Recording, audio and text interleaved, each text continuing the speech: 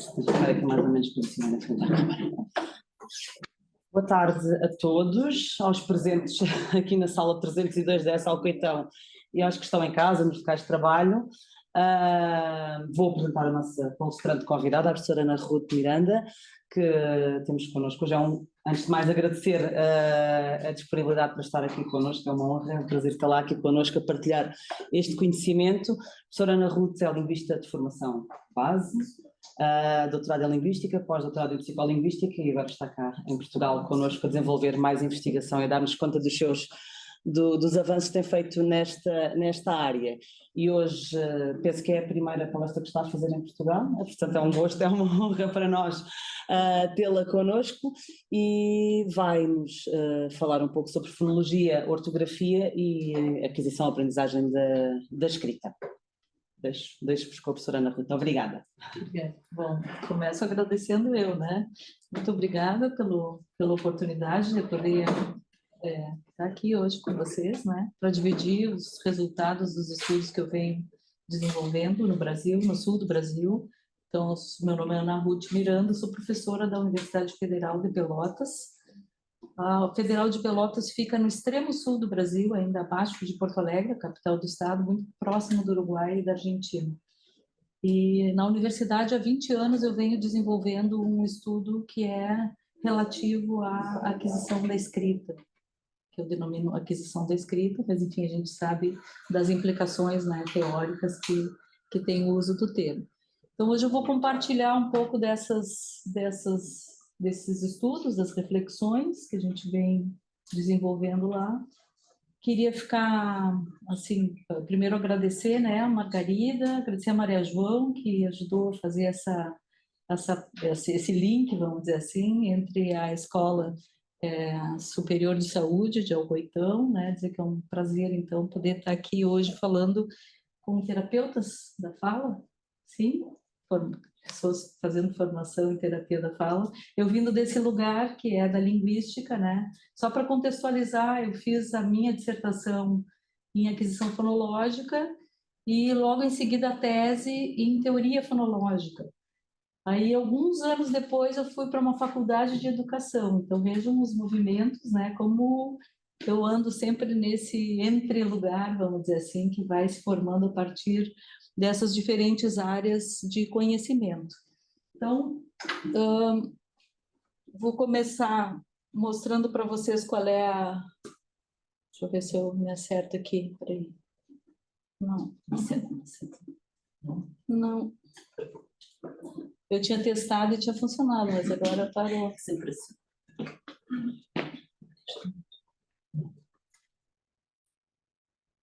Tá, tinha que clicar. Bom, então, vamos lá. Então, primeiro, uma breve introdução sobre o estudo, né? Sobre o objeto de estudo, então, que é a escrita, usando como base para os trabalhos o erro. Então, o erro ortográfico, que a gente costuma denominar orto entre parênteses, porque ele pode ter origem na ortografia, mas pode não, e a gente tem visto que, em boa medida, a origem não está especificamente na ortografia, e a análise vai ter a fonologia como base. Então, é uma abordagem linguística do fenômeno da aquisição da escrita por crianças nos anos iniciais da escolarização. Então, a análise desses dados, eu falei para vocês que já há 20 anos venho fazendo esse trabalho, é que tem gerado esses desenvolvimentos que nos fazem hoje estar pensando numa tipologia definida a partir da própria natureza do erro, né? Pensando assim na formação dos professores, dos terapeutas ou mesmo dos linguistas, dos psicolinguistas, o interessante é que a gente consiga pensar por que aquele erro foi produzido naquele momento do desenvolvimento. Isso tem muito a nos dizer, não só para a gente pensar as questões desenvolvimentais propriamente ditas, mas também para a gente fazer reflexões sobre a própria fonologia da língua. Então, nessa relação que vai ser a privilegiada, né, fonologia e ortografia, eu vou analisar mostrar para vocês resultados de 3 estudos. Um que trabalha com a grafia das vogais tônicas, outro sobre a grafia das obstruintes, que tem como diferenciação o traço voz entre as surdas e sonoras, e a discussão sobre a nasalidade, que também nos permite pensar sobre muitos aspectos relacionados à representação fonológica. Então, o grupo de estudos que eu coordeno, está ali no cantinho, vocês podem ver, GEALI, Grupo de Estudos sobre a Aquisição da Linguagem Escrita, é um grupo, então, composto por pesquisadores e estudantes de pós-graduação e de graduação na Faculdade de Educação em Pelotas. O foco de interesse, então, como eu tinha já comentado, é a aquisição da escrita, mas para pensar um pouco quais são os impactos que a compreensão dos princípios do sistema de escrita alfabético produzem na maneira de pensar dos sujeitos. Quais são as mudanças que podem ocorrer a partir dessa experiência com o sistema de escrita alfabética. É um campo multidisciplinar, eu fiz referência a isso há pouco, né? E justamente por ser um campo interdisciplinar, multidisciplinar, ele é um campo que muitas vezes carece de precisão do ponto de vista teórico e conceitual. Então, o que eu quero dizer com isso? Já remetendo a Emília Ferreiro, que num texto dela de 2007 vai dizer: acaba se tornando um campo que vira terra de ninguém, né? Então, por quê? Porque todo mundo acha que pode falar da escrita, todo mundo sabe escrever, todo mundo acha que pode falar sobre a escrita das crianças, né? Pensar em tipologias e tal.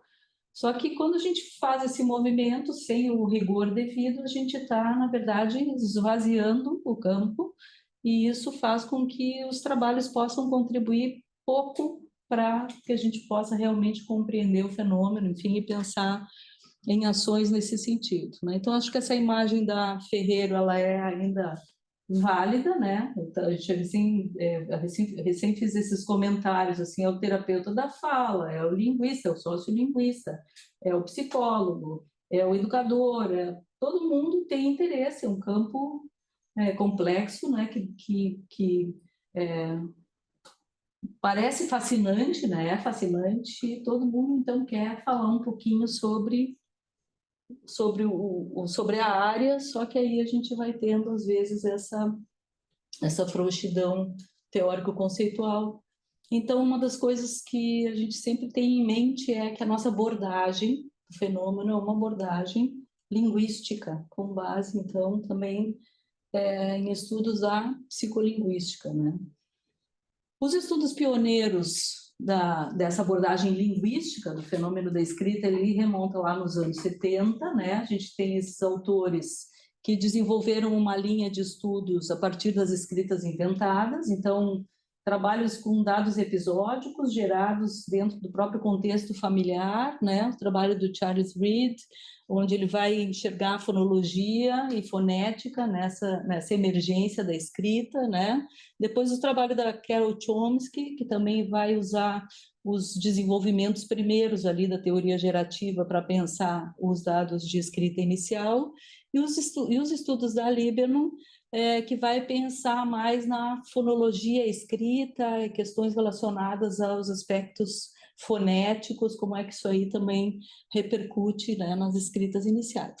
E o marco, então, dos estudos sobre a consciência fonológica, lá nos anos 60, que também vem desse desenvolvimento a partir dos estudos do Bryant, que é essa ideia de que a consciência fonológica é um grande tema para ser tratado pelos estudiosos do campo.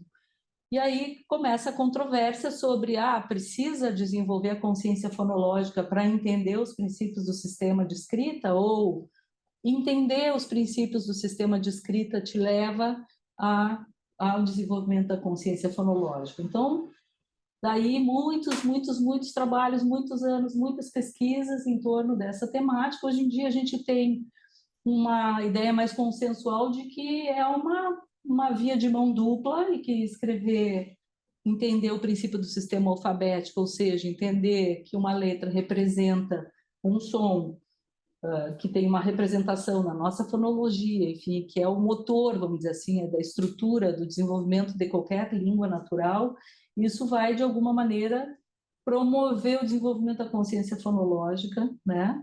Ao mesmo tempo, as crianças, quando chegam na escola, elas já têm uma sensibilidade fonológica desenvolvida a partir das suas práticas de linguagem. Então, tem uma ideia hoje de nem é uma coisa nem é outra, mas há uma convergência, então, entre esses aspectos, né? Então, esse dilema da causalidade, ele mais ou menos se resolve, vamos dizer assim, para uma proposta de convergência entre as duas posições. Bom, então adquirir esse sistema de escrita alfabética, que a gente estava entender os princípios do sistema de escrita alfabética, é algo complexo, e é complexo porque a gente não está falando de um código, não sei aqui vocês, mas no Brasil a gente viveu agora há poucos anos atrás a ideia de que se um método fônico for utilizado, se esse método fônico fosse utilizado, que a gente resolveria o problema, os problemas que a gente tem de leitura e de escrita no país, e que a questão toda do ensino básico estaria resolvida a partir do uso de um método, né? Que a gente sabe que é uma grande fantasia, né?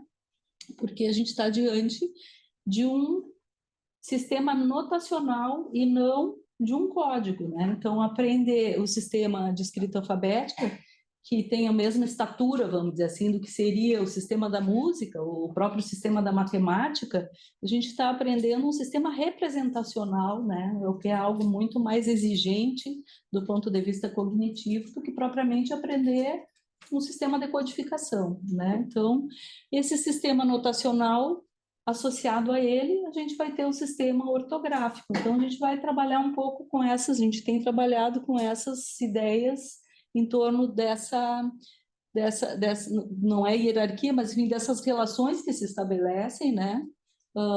Entre o sistema de escrita alfabética, que vai ter consigo um sistema ortográfico ali para ser aprendido também ao longo do processo de escolarização. Então, para entender esses princípios do sistema alfabético, a Ferreiro, que é a autora de referência nossa do grupo, né, a abordagem mais psicogenética mesmo, para pensar sobre o processo de desenvolvimento, ela vai dizer que aprender o princípio do sistema alfabético é algo de grande exigência do ponto de vista cognitivo, porque a criança vai ter que entender que as letras substituem algo que elas não tinham percebido ainda, que é o próprio som, né? Porque ela usa a linguagem para comunicação, enfim, e usa muito bem todas as camadas, vamos dizer assim, linguísticas, para ter uma comunicação eficiente. Isso desde pequena a criança começa a aprender, quando chega na escola, ela já tem um grande conhecimento sobre a língua, né? Sobre a sua língua materna, sobre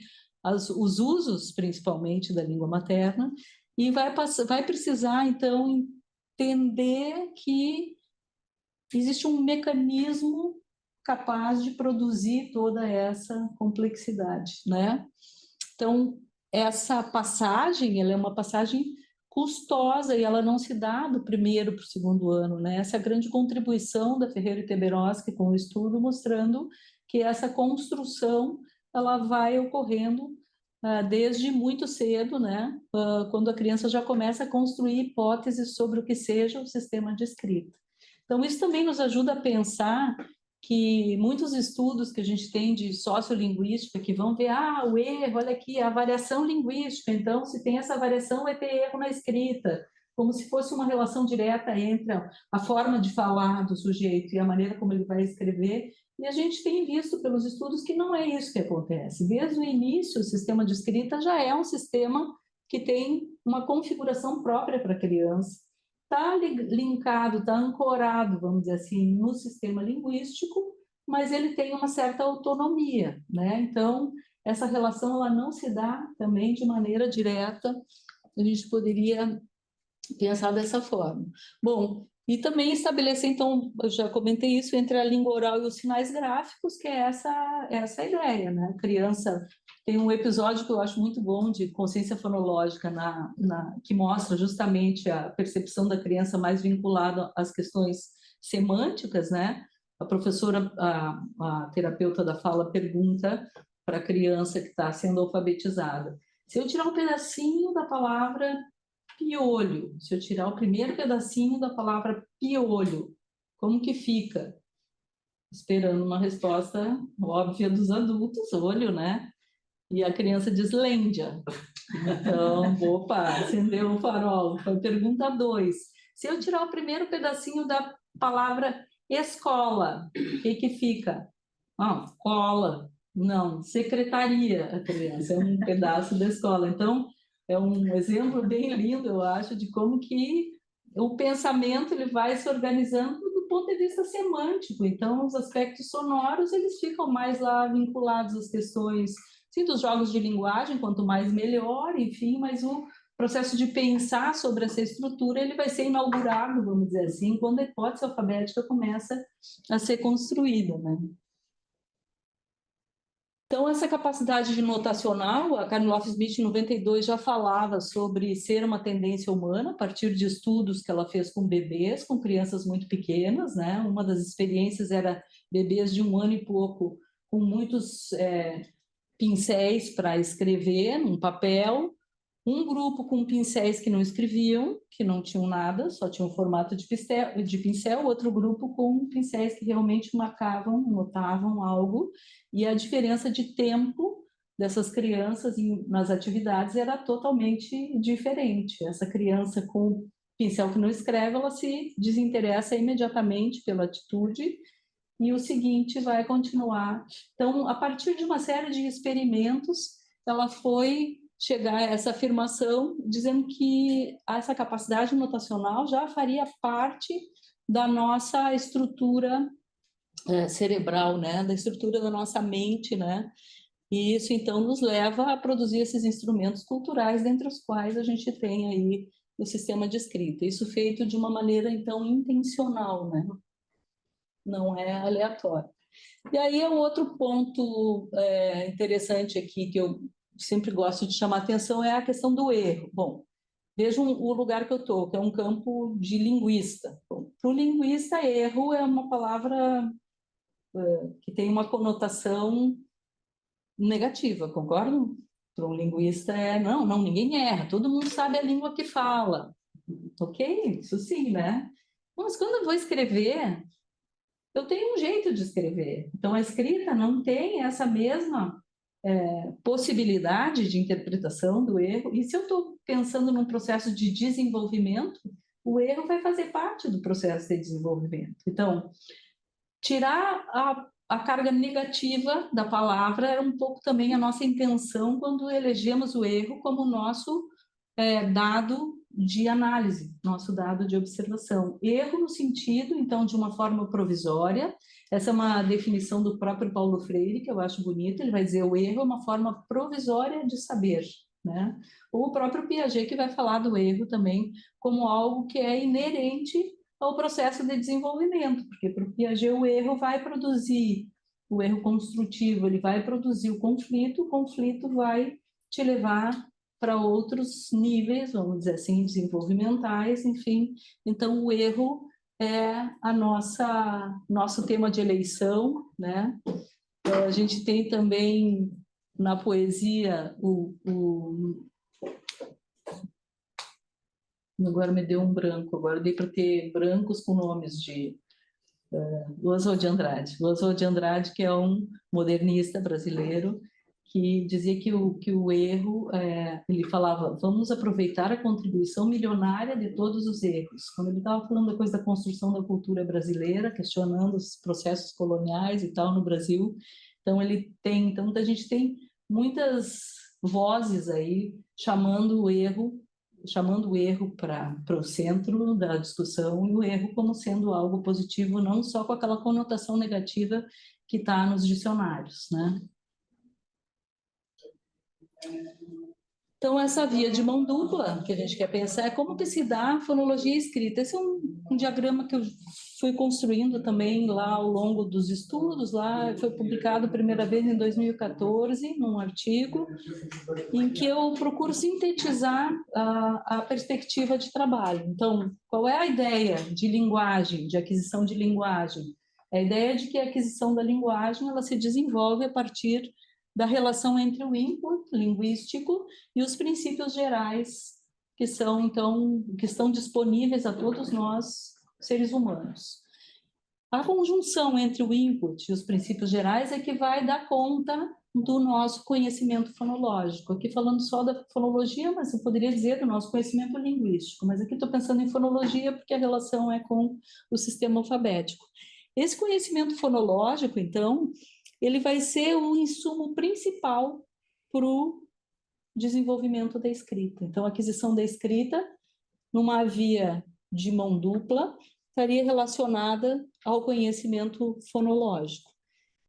Ao haver essa apropriação, vamos dizer assim, essa percepção de que a língua também tem uma camada que é fônica, que é de fonemas, que é de representações super abstratas que vão ter depois uma manifestação sonora, isso vai me permitir atualizar o conhecimento, então revisitar o conhecimento que foi construído ao longo dos primeiros anos, né? A gente sabe que as crianças aprendem a linguagem de uma maneira natural, espontânea, né? A fonologia vai sendo construída rapidamente ali nos primeiros anos de vida. Ao chegar na escola já tem uma boa base, vamos dizer assim, de língua para ser revisitada, e o processo vai permitir, então, uma atualização daquele conhecimento que estava ali. Vou dar um exemplo, tá? O caso nosso no português, não sei se para vocês é a mesma realidade, vou trazer exemplos do português e isso, né?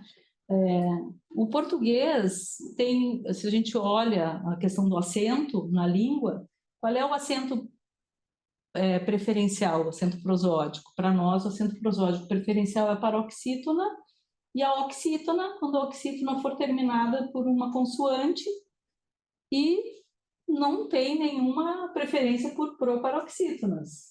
Para vocês também, mesma coisa, mesma língua, mesmo sistema. Os falantes do português, antes da escolarização, eles não escutam proparoxítonas. Eles, poucas talvez, dependendo aí do tamanho do léxico, né? Mas eles escutam paroxítonas, porque são realizados processos sobre as proparoxítonas que transformam elas no que seria a estrutura prosódica, a estrutura de palavra preferencial. Então, abóbora é abóbora, fósforo, né? O dálmata é o dálma, e assim, a monca é a mônica, então vai tendo uma série de ajustes fonológicos que deixam a palavra uma boa palavra, vamos dizer assim, uma paroxítona, né? Quando que a proparoxítona passa a ser uma realidade? Quando a criança começa a escrever, né? A gente tem estudos de sociedades, agora não existem mais, nem é difícil de achar no Brasil, que eram totalmente ágrafas, sem acesso aos materiais de leitura e de escrita, e que não existia proparoxítonas nessa comunidade. Por quê?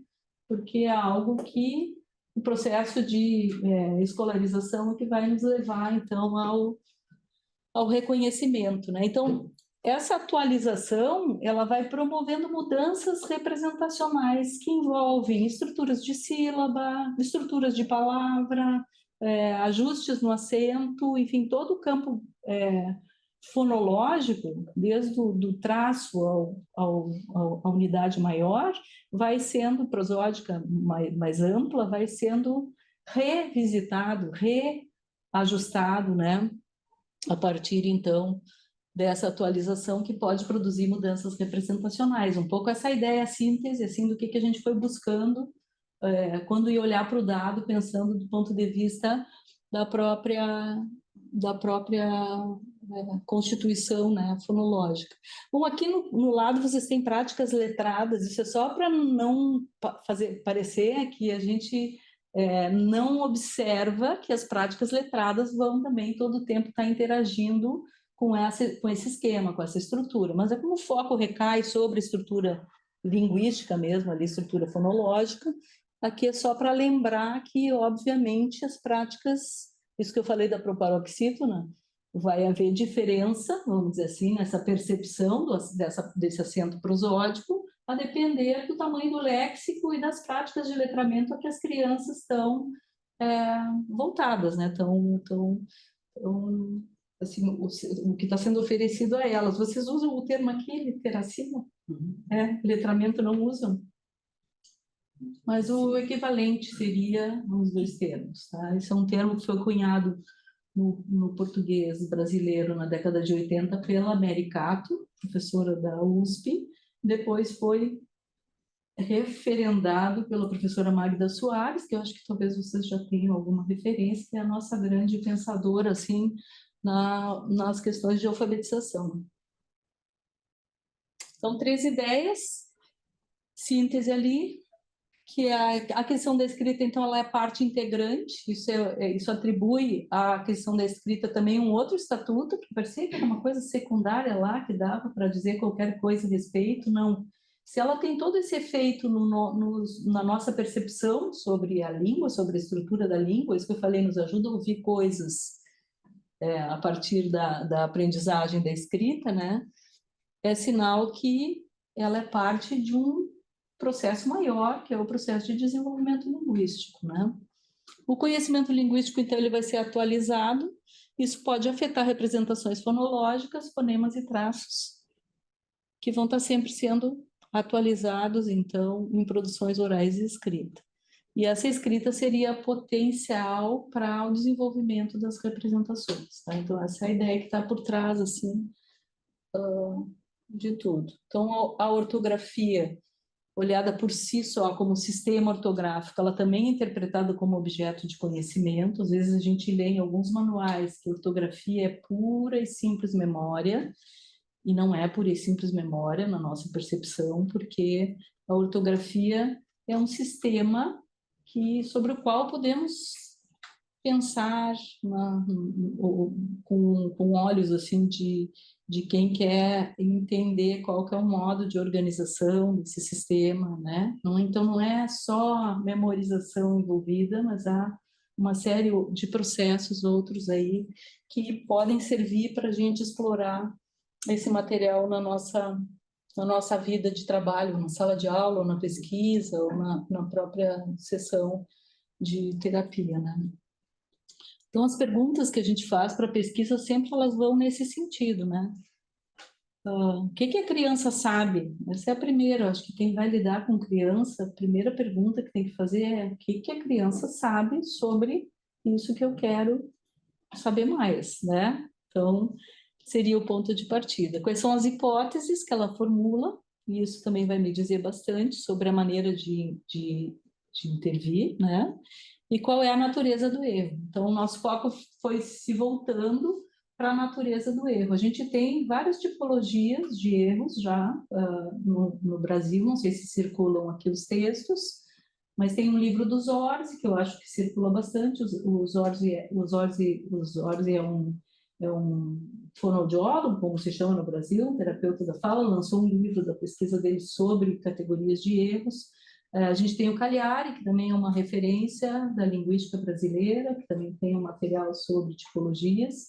Quando a gente vai analisar essas tipologias, a gente olha, ok, elas dão conta daquilo que as crianças estão fazendo, mas elas não conseguem agrupar adequadamente, nem conseguem dar ideia de que forma o professor, a partir daquele conjunto de categorias, pode pensar a sua atuação docente, ou enfim, a sua atuação profissional, né? Então, a gente foi perseguindo essa ideia, eu estou desde o início aqui trazendo aos pouquinhos, né, de que a gente precisa saber sobre a natureza desse erro, né, para poder, então, trabalhar de maneira mais organizada.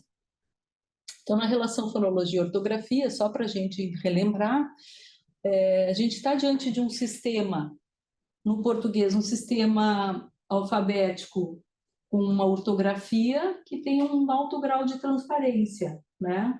Não tão transparente, menos transparente que o espanhol, muito menos transparente que o islandês, enfim. Mas a gente tem o finlandês, mas a gente tem um certo grau de transparência e a transparência a gente mede pelo número de relações fonema-grafema que se estabelecem no sistema.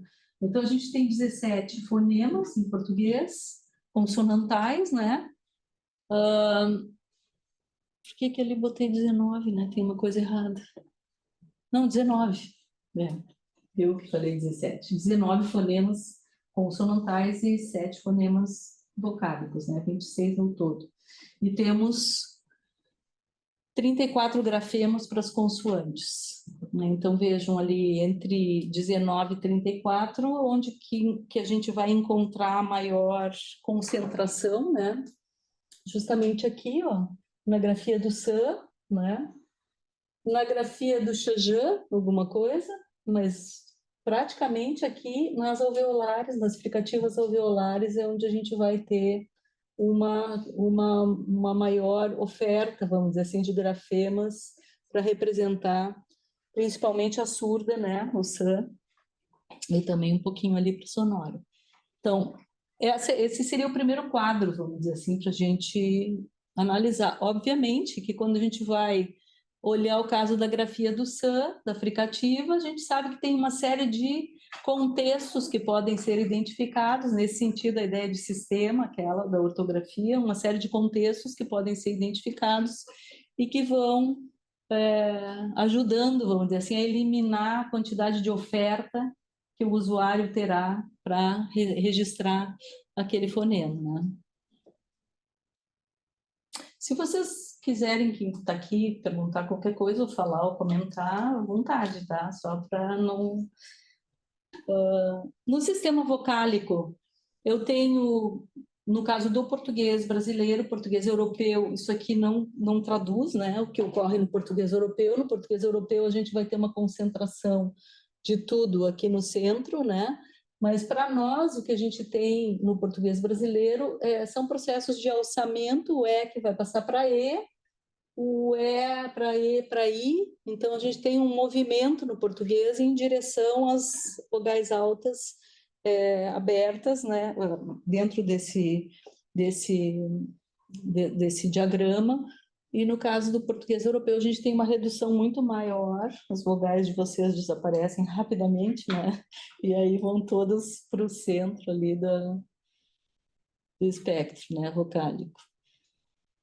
Então, do ponto de vista transparência, o que a gente tem, olhando o sistema de 7 vogais, pensando na posição tônica, que depois eu vou falar um pouco dos dados da tônica, a gente tem 5 para representar. Então, 7 e 5 também é uma transparência bem grande, né, que o inglês não tem, por exemplo, né, porque o inglês tem um sistema muito mais complexo, mais vinculado à morfologia para a representação das vogais, e a gente tem também o nome da vogal como um correlato do som da vogal, né? A, E, I, né? Não tem um nome diferente. Então, tem uma facilidade, vamos dizer aí, inerente ao próprio sistema. Quando a gente vai olhar numa estrutura mais alta, que seria a estrutura prosódica mais alta que o segmento, a gente vai ter uma série de combinações possíveis aí para a formação de sílabas. Então, da sílaba canônica, aquela primeira que a gente vê ali, consoante e vogal, todas as outras vão se derivar, né? Podem ser derivadas. E a gente tem como ideia na aquisição que a estrutura cai mesmo nas línguas do mundo, quando a gente faz uma análise, a sílaba que está presente em todas as situações é consoante e vogal. E tudo mais que vier vai ganhando em termos de complexidade, algum tipo de complexidade. Então, aqui chegamos nesse ponto, então é só para, de novo, fazer esse reforço. A fala e a escrita são 2 braços, vamos dizer assim, 2 maneiras de manifestação de uma coisa só, que é a língua, tá? Esse conhecimento abstrato compartilhado por todos nós, né? Então, a relação entre a fala e a escrita, viram que ela está ali pontilhada, mas ela é uma relação não tão potente, vamos dizer assim, como a relação que a gente tem entre a língua, né? Então, essa tipologia, tá, fiz o comentário antes sobre a tipologia, aqui tem um texto. Vou marcar. Vocês conseguem enxergar o texto? Uhum. Então, a gente, com essa ideia, então, o que a criança sabe, qual a natureza do erro? Então, a gente tem a ortografia com a sua configuração própria, a gente tem a fonologia com a sua configuração própria, né? Então, começamos a olhar os dados. O banco com o qual eu trabalhei, esses resultados que vocês vão ver são relativos a esse banco, é um extrato do banco. Ele tem 2.000 textos, 2.000 e poucos textos, e desses 2.000 textos nós extraímos 24.000 erros. tá? Só para ter uma noção do quantitativo. Desses 24 mil erros, tinha escola pública e escola particular. 2/3 estão na escola pública e 1/3 na particular. Então, isso já foi um dado. A gente tem no Brasil um sistema de escolas particulares. Eu fico pensando quando estou aqui, né? A gente tem uma origem, vamos dizer assim, né? Fomos colonizados por Portugal, né? Mas o Brasil tem uma obsessão pela América, então, pelas coisas ruins da América. Então, copia, né, tudo. Então, a educação é um negócio, é um mercado, né? O SUS, na parte da saúde, só se salvou, talvez por causa da pandemia. As pessoas se deram conta da importância do sistema de saúde universal para um país que nem o Brasil. Mas a escola não, a escola é uma escola pública de baixa qualidade e muito negócio nas escolas particulares, privadas, e agora com alguns governos privatizando a escola pública. Não me perguntem, aqui não tem nada parecido, né? Mas é uma tragédia anunciada, assim, que a gente está vivendo nesse momento lá. Mas então, essa diferença entre a pública e a particular é algo que sempre chama atenção quando a gente vai fazer os estudos, até porque, naturalmente, as práticas de letramento, vamos dizer assim, das crianças que frequentam a escola pública é muito diferente das práticas de letramento das crianças que frequentam a particular. Então, esse quantitativo de erros a que eu fiz referência, ele traduz um pouco essa ideia. Pensem ali, 8 mil aqui, 16 aqui, o dobro, né? Não sei se eu estou com a mão certa, mas, enfim, particular, 8 mil, 16 mil na pública, de erros. E aí a gente ficou lá atrás muito intrigado com isso, querendo saber, tá, mas o que isso quer dizer exatamente, fora o que a gente já sabe do ponto de vista das desigualdades, enfim. E aí a gente foi olhar e as crianças da escola pública fazem as mesmas coisas que as crianças.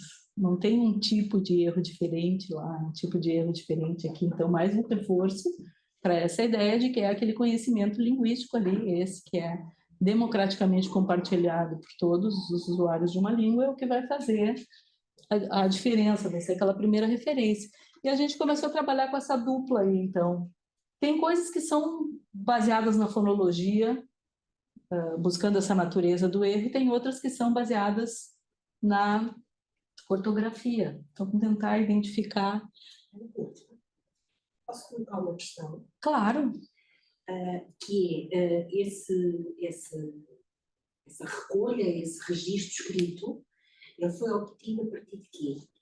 A gente produziu oficinas com 3 momentos, assim, um de estimulação, então um cartaz, uma sequência de quadrinhos sem escrita, alguma provocação que estimulasse as crianças a quererem escrever, depois uma sugestão de atividade de escrita e depois o compartilhamento. Então, foi um material coletado pelo grupo de pesquisa, não pelos professores, para uma atividade realizada. Escrita espontânea? A gente chama de escrita espontânea só porque ela não é escolarizada, né? Mas a escrita espontânea real, se a gente fosse levar isso a rigor, seria o material que o Reed utilizou, que era o cartaz que o filho botava na geladeira, o bilhetinho que o filho entregou, né? Não, isso seria escrita espontânea, vamos dizer assim, em situações reais. Ali já é um processo de escolarização, só que a gente optou por chamar espontânea para fazer uma oposição à escrita controlada da escola, ou enfim, ao uso de algum instrumento muito direcionado, né? Respondi? Sim. Hã? Sim. O que mais? Alguma questão mais? Se calhar são questões de pormenor, Tá. mas poderíamos falar. Estou a fazer esta pergunta porque nós fizemos uma tentativa, a nossa escola, de fazer uma recolha de escrita. E tivemos muitas dúvidas sobre qual a tarefa a desencadear. E fizemos uma opção que foi fazer uma pergunta e haver uma resposta a uma mesma pergunta por várias crianças de diferentes idades. havia proveniência de diferentes tipos de escolas e havia um intervalo, se calhar, entre o nosso segundo e terceiro ano de escolaridade. Sim. Que não sei no vosso ensino qual é que é o referencial. Acho que é também primeiro e segundo igual. Bom, nós temos o primeiro ciclo que tem 4 anos. O nosso tem 5. Fundamental 1, que a gente chama, tem 5 anos. Do primeiro ao quinto. Do 6, começa com 6 anos. A nossa ideia era promover uma narrativa, assim, porque a gente sabe que a narrativa é o que é mais acessível para as crianças ali naquele começo, e levar sempre alguma coisa estimulante para que elas tivessem mais vontade de escrever e, portanto, a gente pudesse ter mais material para análise. Óbvio que a gente vai ter aí algumas limitações, coisas que a gente não pode controlar, porque aí o critério deles de seleção das palavras que eles querem escrever, a gente, em alguma medida, vai ter que dar conta, né? Mas como são muitos dados, então isso também ajuda a ter um valor real, exato, a ter mais valor. E agora a gente estava conversando com a Margarida, a gente está produzindo, a partir desses estudos, um conjunto de instrumentos para fazer uma coleta mais dirigida, com base em frequência, né? Mas é por aí, tá?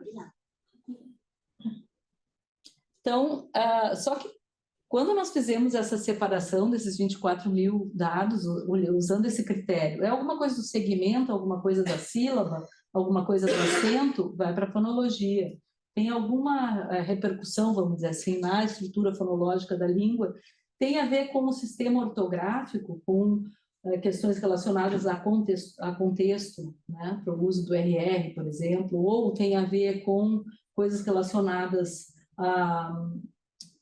as arbitrariedades do sistema, as coisas que são puramente convencionais dentro do sistema de escrita. Então, tinha essa primeira divisão, mas aí ficaram muitos dados que não cabiam nem lá nem cá. E esse conjunto de dados foi nos levando a pensar sobre outras possibilidades, sobre uma outra natureza para esse erro que não fosse de origem nem fonológica e nem ortográfica, né? E aí nós chegamos mais ou menos, né? Mais ou menos não, aonde estamos, tá? Chegamos nessas 3 possibilidades de interpretação do erro que vai demandar uma ação didática diferente, né? Cada um deles. Então, ou ele é lá onde eu já falei, ortográfico. Então vocês veem o exemplo ali, ó, a bruxa, conseguem ler lá em cima? Com CH. Isso é puramente ortográfico, porque não é com X, bom, convenção que seja com por que é com X, na convenção que seja com X.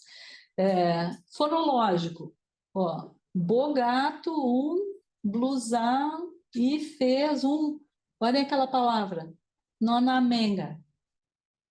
O que será nonamenga? Em fonologia a gente não chega, né? Então tem uma hipossegmentação, de escrever as coisas juntas, nó, na, né? Nó, na,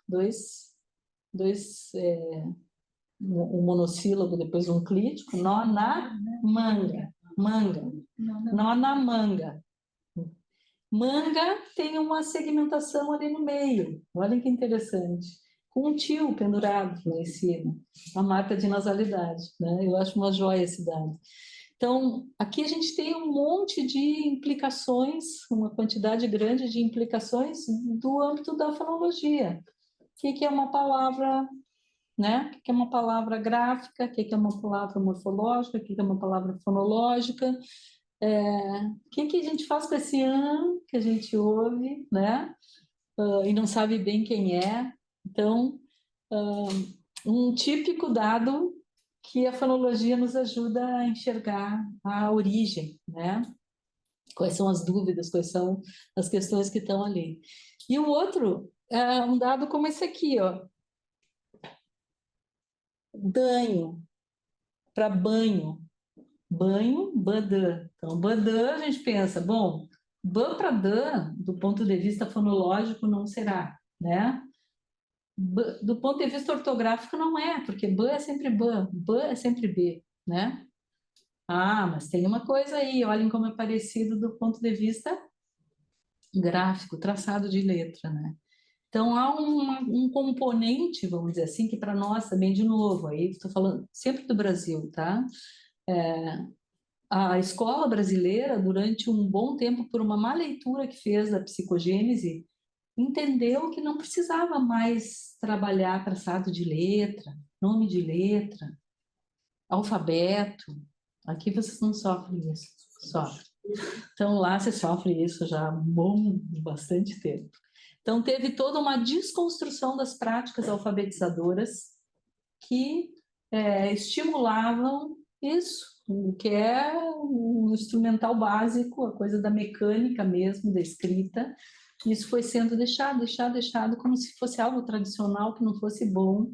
Então, de novo, equívocos, né, na interpretação. E aí a gente tem um conjunto bastante grande de erros, até o terceiro ano, de erros que têm essa natureza. E que, se não forem identificados pelo professor, eles vão seguir até a vida da pessoa, né?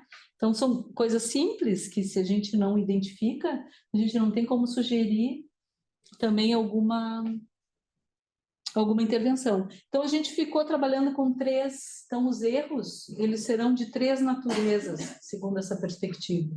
Natureza fonográfica, então tem a ver com sequenciamento, com traçado, com número de sílabas, tamanho da palavra, uma série de coisas que tem a ver com o visual, vamos dizer assim, com a parte motora, sequencial de trabalho com esse, ou mesmo de processamento fonema-grafema em algumas circunstâncias.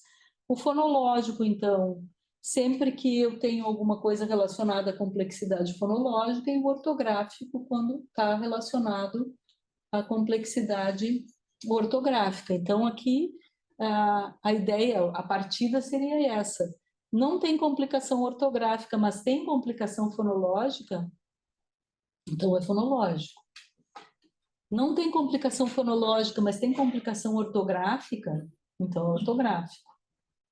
Não tem complicação de nenhum tipo, nem fonológica, nem ortográfica, e existe ainda assim, então ele provavelmente tem origem fonográfica. Então a gente achou uma maneira, vamos dizer assim, de definir três grandes motivações para a presença desses erros na escrita inicial e, obviamente, as coisas são lindas assim num quadrado, quando a gente vai olhar os dados nem sempre são assim. Então a gente começou a achar, agora a gente está trabalhando nos híbridos, né? Que tem de híbrido. Mas vendo a primeira motivação, vocês poderiam dizer, tá, mas o sistema vocálico do português, as implicações maiores são fonológicas, né? Mas a gente poderá eventualmente ter alguma questão relacionada a questões fonográficas, mas ortográficas não teremos, né? Então, assim, a gente vai remodelando, repensando, ali vocês têm o que seriam, né, fonológico, segmentais e prosódicos. No outro caso da ortografia, se ela é contextual ou se ela é arbitrária. Quando fala em contextual, os aspectos morfológicos, eles entram aqui, mas vocês não vão me ouvir falar muito de morfologia relacionada à ortografia, porque isso começa a aparecer para as nossas crianças, pelo menos, às vezes nem aparece, infelizmente, né? Mas a informação morfológica que devia já estar sendo utilizada pelo professor, às vezes no quinto ano a gente ainda não tem notícia desse trabalho, né, que mobiliza o conhecimento morfológico. Deixa eu ver como é que eu estou. Viram que eu falo, né? Uma hora e pouco, tu disse? Sim, nós estamos com o tempo. Tá. Não, também não quero. Eu vou mostrar três casos, assim, que a gente ensina. Não tem o conjunto o volume dos dados, vamos dizer assim, são coisas que estão publicadas. Depois vou deixar o site nosso para vocês. Ali tem todas as dissertações, teses, os artigos, os capítulos, o material que a gente tem produzido aí nesse último período. Uma coisa que eu já vinha fazendo com relação às vogais, que eu acabei de fazer referência a elas, estava olhando sempre para as vogais do ponto de vista do funcionamento do sistema vocálico, que no português tem como característica a neutralização nas posições que não são a posição da tônica, né? Então, sempre que não é tônica, alguma coisa pode acontecer. Aqui acontecem algumas coisas, lá no Brasil outras coisas, ou em Moçambique outras coisas, mas são sempre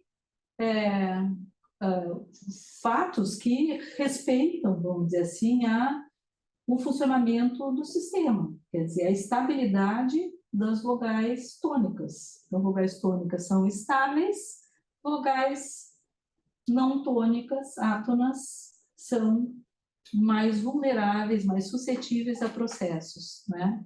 Então, eu já tinha feito lá um estudo com esse mesmo banco de dados sobre a grafia das vogais átonas finais. Então, a gente vai ver ali a terminação E, que é sempre dita I, a terminação O, que é sempre dita U. Nesse estudo que eu fiz, deu para ver que o O é mais estável do que o E, por razões talvez morfológicas, né? Depois eu fiz um outro estudo sobre as pretônicas. As pretônicas no Brasil, elas funcionam muito por harmonia, ou às vezes por um levantamento não definido do ponto de vista fonológico, né? Que pode ter a ver com difusão lexical. Diferentemente daqui, que eu tenho escutado bastante, a pretônica para vocês um O é sempre um U, né? No geral, não sei se tem alguns, ainda não vi quais são os bloqueadores, ainda não consegui prestar atenção, né? Mas o O é sempre um U, o E é sempre um I, e para nós nem sempre isso acontece. Então, tem uma ação mais moderada, vamos dizer assim, dos processos de alçamento, no caso da pretônica. Para nós, boneca é boneca, sempre, né? Para vocês também, boneca, né? Mas tem outros levantamentos que vocês fazem que a gente não ouve no português. Ou até ouve em algumas regiões, tipo fogão, né? Fogão, a gente ouve fogão no Rio de Janeiro, mas no sul a gente diz fogão. Então, tu tem uma variação bastante grande com relação à pretônica. Então, esses estudos, eles mostravam isso, que a criança também vai passar por um processo, vamos dizer assim, de reconhecimento das formas das palavras, e a escrita, então, vai, de certa maneira, definindo a configuração fonológica dessas vogais pretônicas, né, as vogais médias, principalmente. E aí, a tônica ficava sempre como uma tônica, tudo bem com a tônica, não vai acontecer nada com a tônica, o A é sempre A, o E é sempre E, o I é sempre I, o O é sempre O, né? O U é sempre U, na hora de escrever. E aí a gente tinha um conjunto lá de dados que uma orientanda minha, que defendeu o ano passado, justamente buscando o híbrido, naquele quadro lindo que eu mostrei para vocês, todo bem definidinho. Assim, tem coisas que pega aqui e pega aqui, né? Então, que fenômenos, o que seria o híbrido? E uma das coisas que pode ser híbrida é a questão da vogal tônica, né? Então, a vogal tônica, em princípio, está ali livre de processos. Mas na hora de escrever, ela não está livre de erros, né? Então, a gente foi olhar que tipo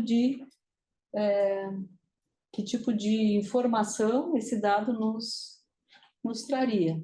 Então, quando a gente pensa na aquisição, tem um texto, Matzenauer e Miranda, 2009, em que a gente usa até como contraponto um estudo que foi feito pela Ficker, eu acho, sobre traços distintivos, sobre as vogais do português europeu, né? E a gente foi ver com dados do português brasileiro o que acontecia. E ali naquele estudo,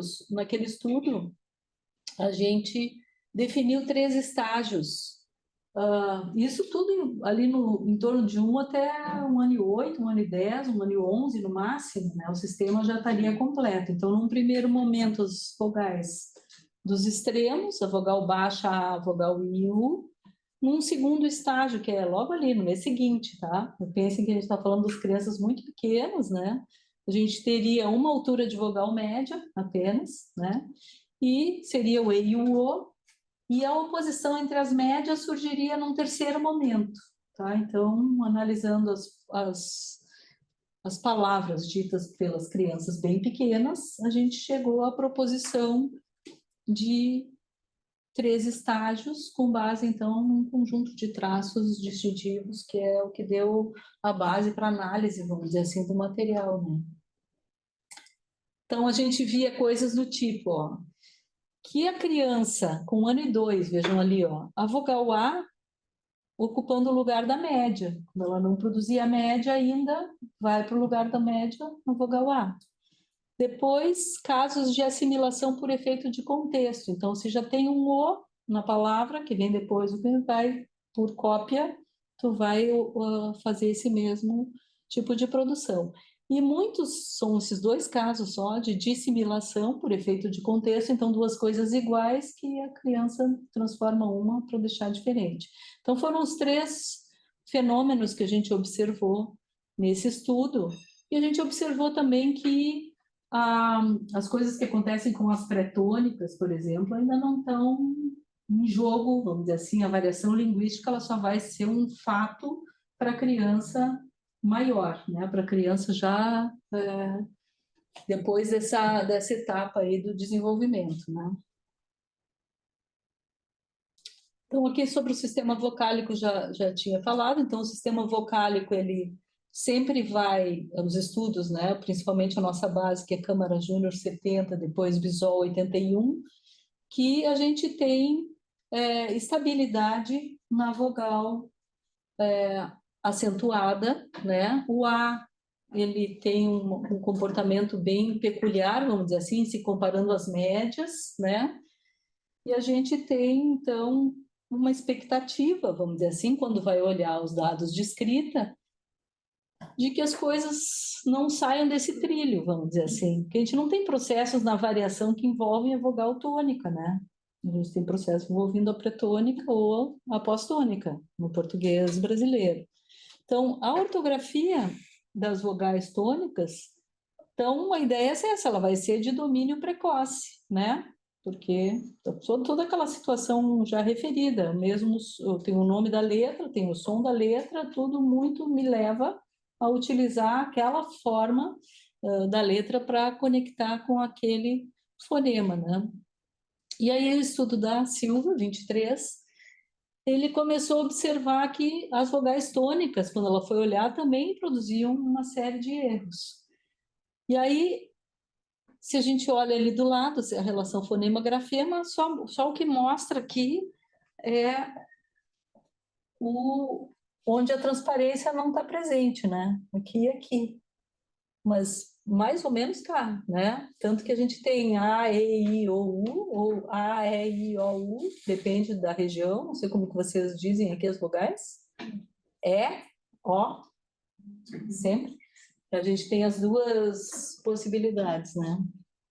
Então, a identificação dos erros levou à proposta de que eles seriam erros decorrentes de supergeneralização. E eu vou dar um exemplo. O que seria a supergeneralização, né? Então, a criança ouve, por exemplo, picolé, a palavra picolé, e aí tem esse I no picolé, mas ela viu que vestido também tem esse I no vestido, mas se escreve o E, né? Então, essas assimetrias elas já vão sendo percebidas.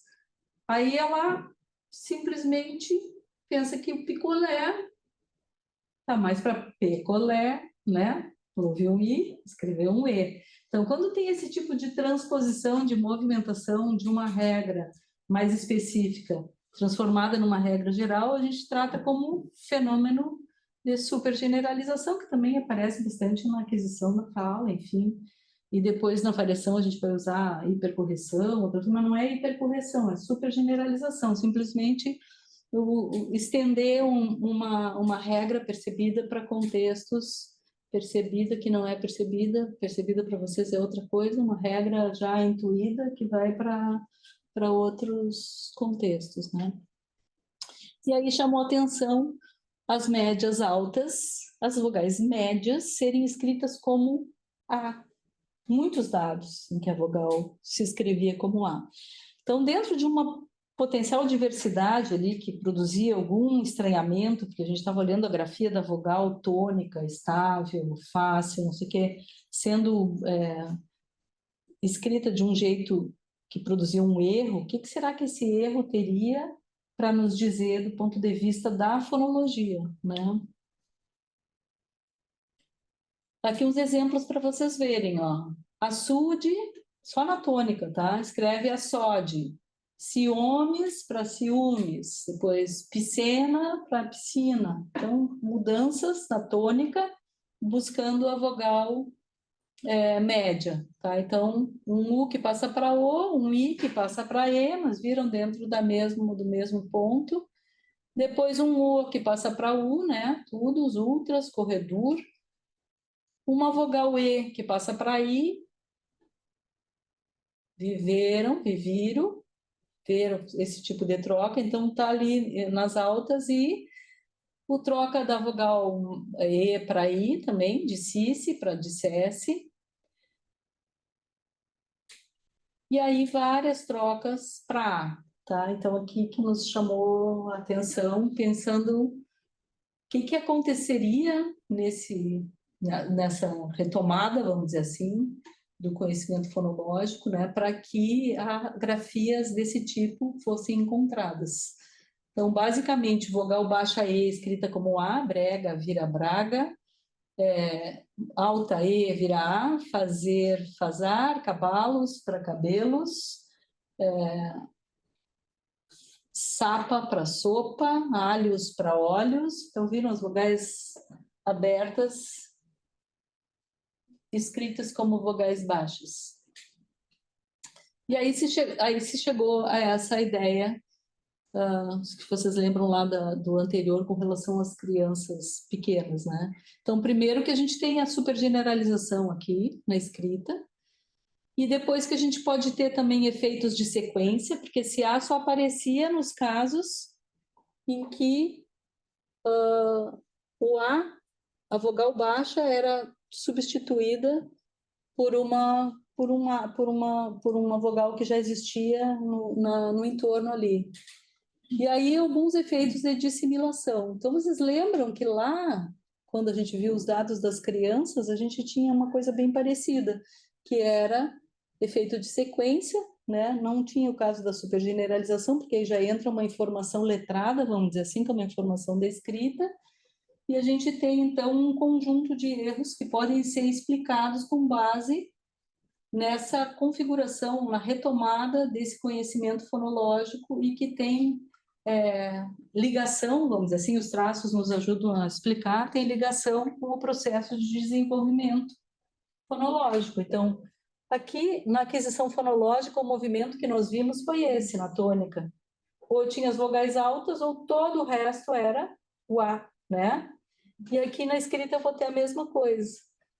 Todas as vogais que não são as vogais altas podem ser escritas como A, em algum momento. Então, o mesmo movimento, vamos dizer assim, observado na aquisição da linguagem bem no início do desenvolvimento, vai ter reflexo lá na escrita das crianças. Aí vocês me perguntam, tá, mas isso aí, qual é o montante, vamos dizer assim, né, desses erros, qual é a quantidade?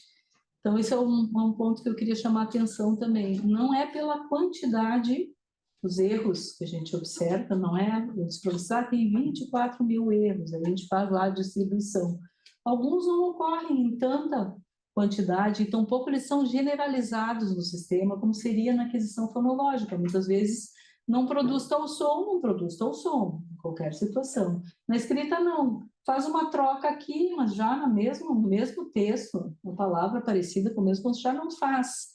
São pequenos lances, vamos dizer assim, que podem nos ajudar a interpretar o dado como sendo essa retomada que está sendo sempre atravessada, vamos dizer assim, pelo funcionamento fonológico da língua, né? Das vogais era isso aí, dessa vogal alta, tá? Mais para mostrar essa convergência, então, essa presença. Então, pronto. Pensando assim, um professor que não tem, a gente já tem tido esses relatos, tá? Não tem conhecimento sobre a fonologia, o funcionamento fonológico, sobre a maneira como o desenvolvimento fonológico ocorre. Ao se deparar com um dado como esse, ele não tem ferramentas para interpretá-lo, para entender que aquilo ali é um momento, chama atenção para algum aspecto bem pontual e aquilo ali se resolve, né? Mas ele pode, por causa desse dado que nunca vem sozinho, ele sempre vem com outros erros, olhar e não ter como enxergar, como interpretar aquele material, qual é a primeira condução, encaminha como sendo um problema do desenvolvimento, e não seria um problema do desenvolvimento, porque tem uma ancoragem que pode ser identificada no próprio funcionamento fonológico, né? Tudo bem até aqui? Sim? Vamos ver até onde mais eu vou. Um pouquinho mais, tá? Das obstruintes, para falar das surdas sonoras. Então, só esse texto para vocês verem, ó. Fazedo, tricô, bogato. Um blusão, bogato, pro gato, né? E ficou trão. Trão é uma das diferentes das grafias que a gente tem para grande. A palavra grande tem quase 20 formas de escrever. E fez um nó na manga, né? Não deu. E fez uma mágica. E o gato ficou o grande, né? O grande de novo lá, que é um problema para escrever. Então, viram que tem já ali uma uma sonorização, né? E aqui também, ó. Era uma vez uma bruxa que estava costurando uma roupa para o leão, mas não cabiu. E a bruxa pecou sua farinha. Ó, viram que farinha também tentou ser outra coisa, foi apagada e virou farinha, era varinha. Aí o leão, grande demais, aí a bruxa ficou rinto. Então, viram vários casos de surda sonora ali. E aí, interessante, nos estudos mais quantitativos, não tem uma preferência na aquisição da linguagem. O que a gente tem preferência? Dessonoriza, né? A gente não tem casos, na típica, pelo menos, a gente tem poucos casos de dessonorização no momento muito inicial do desenvolvimento. Nas questões de transtorno de fala, a gente tem muito problema com traço sonoro, prevalência para dessonorização, né? Ao invés da sonorização. Sim? Também preferência, também há. Também há. E na escrita a gente tem as duas coisas. É como se o traço fosse para lá e para cá, não tem muito. Esse é um texto de primeira série, né? Também um estudo que eu fiz com a Carmen, então a gente chega nessa ideia, né, de que a representação fonológica, nesses casos específicos em que a gente tem alta transparência, o P é sempre P, o B é sempre B, né? O T, do ponto de vista fonético, ele pode variar para nós, o T e o T e o D e o D, e vai estar ligado a uma letra. Então, o mapeamento, ele é um mapeamento que também, assim como aquilo que eu falei sobre a vogal tônica, ele não exigiria, não apresentaria problemas ali, né? A gente já tem estudos também, crianças que na infância tiveram problemas fonológicos, fizeram tratamento com um fonoaudiólogo, tá? Depois entraram na escrita, foram ver se aquilo ali voltava na escrita, não vai voltar, não necessariamente não tem essa ligação direta, né? Então, esse fonema, essa nova relação, ela vai exigir da criança um movimento que vai ser no sentido não daquela habilidade epilinguística já utilizada, ele já produz as palavras e tal, mas vai passar por uma necessidade de um processamento metalinguístico. Então, aqui a gente tem um nível de retomada daquela informação que vai colocar o sujeito, muitas vezes, numa dividida entre que traço, qual é o valor do traço que eu vou utilizar. E esses dados de surda sonora, eles não ocorrem, então, como eu disse, sistematicamente, assim como aquele caso das vogais, mas eles aparecem episodicamente e aparecem numa margem bem grande de textos. É bem comum as crianças terem essa dúvida com relação a essa retomada da informação. Então, essa relação entre o fonema e o grafema não é tão direcional como a gente viu lá no primeiro, por isso, então, o erro teria lugar nesse momento, né? O que a gente tem é uma ligação entre a forma fonológica e a reprodução escrita, mediada pela forma fonética e trazendo de volta a informação da escrita para a representação fonológica. Então, aquela forma não analisada, aquele traço não bem definido, ele passa a ser melhor definido a partir da experiência com a escrita. Então, da consciência, né, dessas trocas que às vezes acontece, a pessoa nem se dá conta e ela começa a perceber que ela troca o P pelo B, o T pelo D e começa então a prestar atenção, a desenvolver a consciência sobre aquela grafia.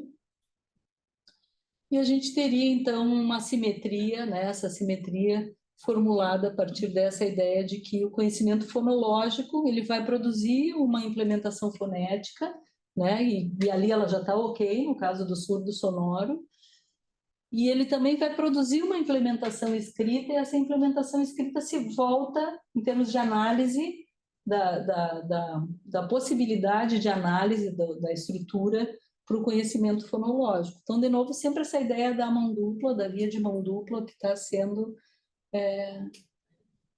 observada. Bom, aqui eu teria os casos de nasalidade, que são os mais ricos, que eu acho os mais interessantes, mas eu não vou falar deles, porque senão eu vou passar muito do tempo e da paciência de vocês. Já estou 1h15 falando, e aí acho que a gente abre um espaço para conversar. Mas, assim, basicamente, só para contar para vocês por que a nasalidade me chama tanta atenção, porque a nasalidade, do ponto de vista ortográfico, ela não tem problemas, ela é relativamente tranquila, né?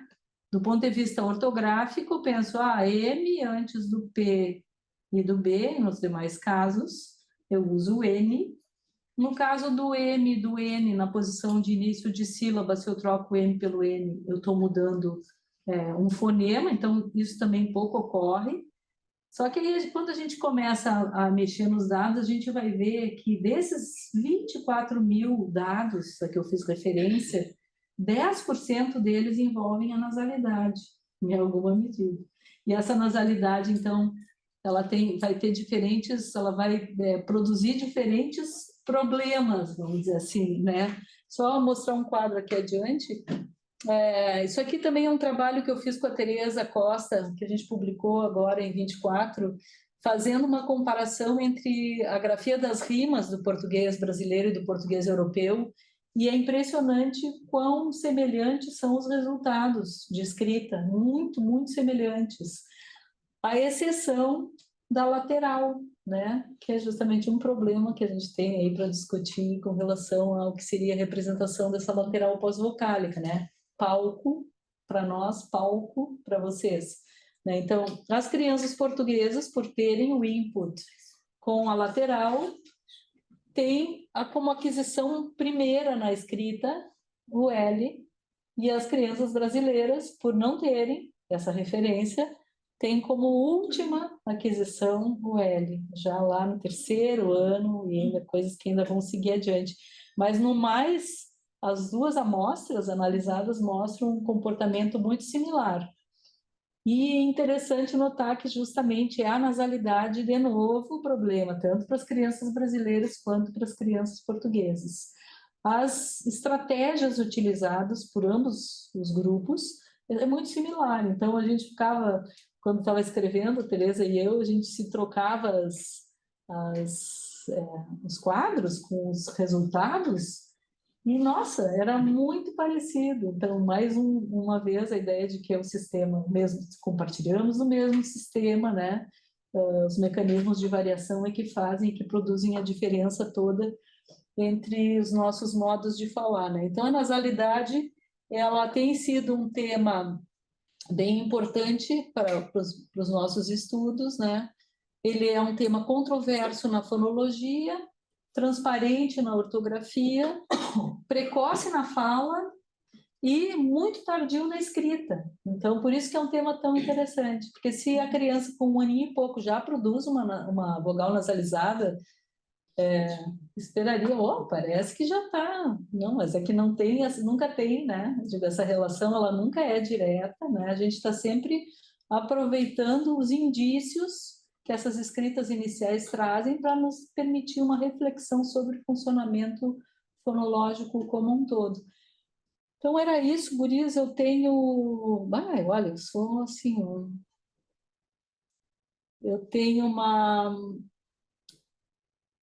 quantidade outra grande de materiais e estudos específicos, né? E a ideia é sempre essa, de a gente nunca deixar de lado as questões que são relativas ao próprio desenvolvimento, né? E tampouco tentar transpor realidades que são diversas, então tentar interpretar o dado da escrita como a gente interpreta um dado de fala. Não, mas ao mesmo tempo, as ferramentas que a gente tem da teoria nos permitem pensar nesse processo como sendo um processo, então, integrante do processo mais amplo de aquisição da linguagem, né? Com foco aí especificamente nas questões fonológicas, aí por razões óbvias, né?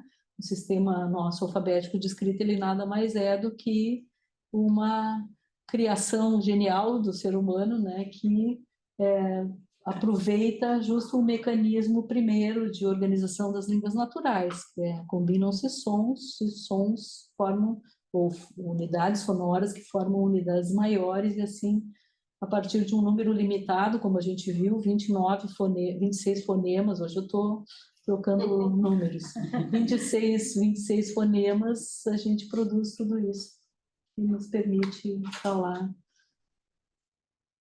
durante tanto tempo, né? Então tá, eu agradeço a disposição de vocês. Peço desculpas por não, enfim, ter preparei uma coisa muito grande, não consegui ir na questão da nasalidade, mas estou à disposição se quiserem conversar, enfim, comentar, perguntar, tá? Obrigada.